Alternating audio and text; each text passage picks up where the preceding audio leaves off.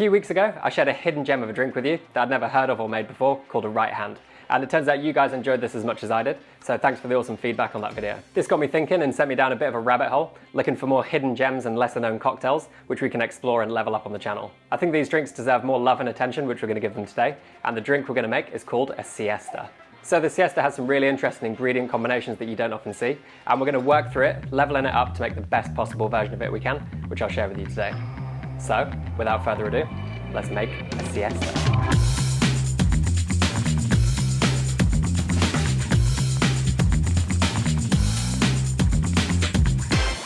The Siesta was created in 2006 by Katie Stipe in New York City, and although the exact specs of the drink vary over time and different bartenders, the ingredients are always very fixed. So we have tequila, lime juice, grapefruit juice, Campari, and sugar syrup, and I quite like a 2 to 1 to 1 to 1 to 1 ratio.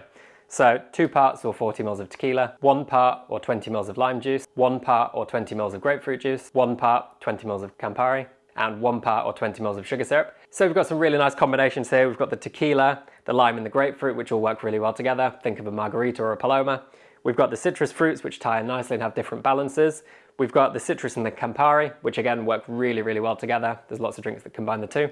But something that's quite unusual is tequila and Campari being in the same drink, which you don't see very often. This drink actually does bring them together in a really nicely balanced way, but I just think we can do a few things which will just bridge them together, and the balance of the drink kind of goes from very big, distinct flavors, will change to being a little bit more controlled, complex, harmonious, and it'll just be a really nice end result. So sticking to our template of 2 to 1 to 1 to 1 to 1, we're going to make a couple of subtle changes that are going to make a massive difference to the final drink.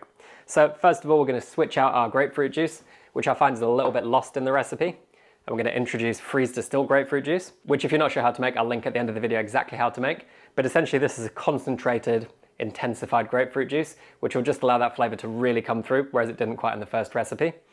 We're going to switch out our straight sugar syrup, which doesn't bring much flavor to the drink or complexity. And we're going to introduce coffee saccharum liqueur. And this brings a really nice coffee flavor that just underpins everything else and takes those kind of big, vibrant flavors and just pulls them all together. And then when we look at all these ingredients, there's just one ingredient that's just crying out to be there, and that is salt. So salt in the form of saline solution works really well famously with tequila, lime, grapefruit. It also does a really good job of suppressing some of the bitterness from the Campari and the coffee liqueur. So this is just a secret weapon which is going to make such a difference to the final drink. So now let's make our leveled up Siesta, which now includes coffee, which I'm calling a power nap. So once again we're going to be shaking the drink, starting with our 40 ml of tequila. And although a lot of people use a Blanco tequila, I quite like a Reposado. Just has a little bit more kind of roundness, it kind of mellows out as it's aging. And these kind of richer, rounder notes also tie in really nicely with the coffee. To our 40 ml of tequila, we're going to go 20 ml of freshly squeezed lime juice, which again is our primary acidity.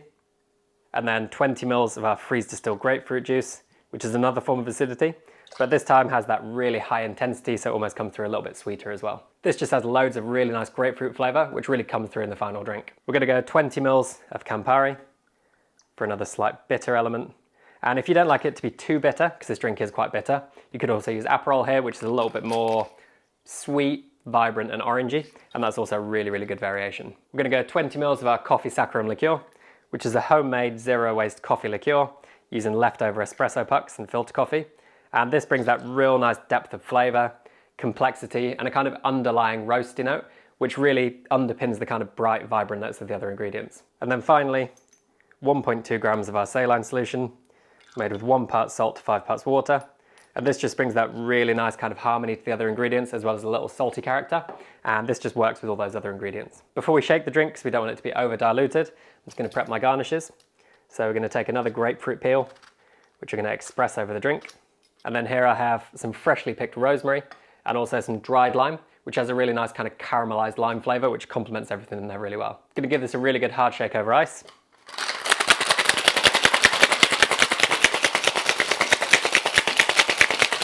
Then we're going to fine strain this over cubed ice. Going to express our grapefruit over the drink for a little bit more grapefruit character. Garnish with a little bit of rosemary for that kind of herbal character which ties into the Campari, and dried lime. And there we have the power nap. Okay, so here we have the power nap. Cheers everybody. I really, really do like this drink. It's got kind of margarita vibes with the lime and the tequila working really nicely. But then you've got grapefruit, which almost reminds me of a Paloma. You've got definite Negroni vibes because of the Campari coming through in that kind of bittersweet character. But it's almost similar to a paper plane with the Amaro and the citrus. Obviously this is Campari just working really nicely to bring balance. And also there's a little bit of a kind of daiquiri, Hemingway daiquiri in here with the grapefruit and the lime adding complexity. So the thing that is really kind of interesting here is it doesn't taste like coffee, but it just kind of sits underneath and elevates everything else. And I think that's one thing I really focus on this channel. I don't want to make drinks that taste actively like coffee. I want the coffee to kind of elevate the other ingredients and add complexity and something new to an existing template. And I think this has done it really nicely. So if you want to make this drink, it's really, really easy to do. And I'll link just here exactly how you can make freeze distilled grapefruit juice, and just here how you can make coffee saccharum liqueur.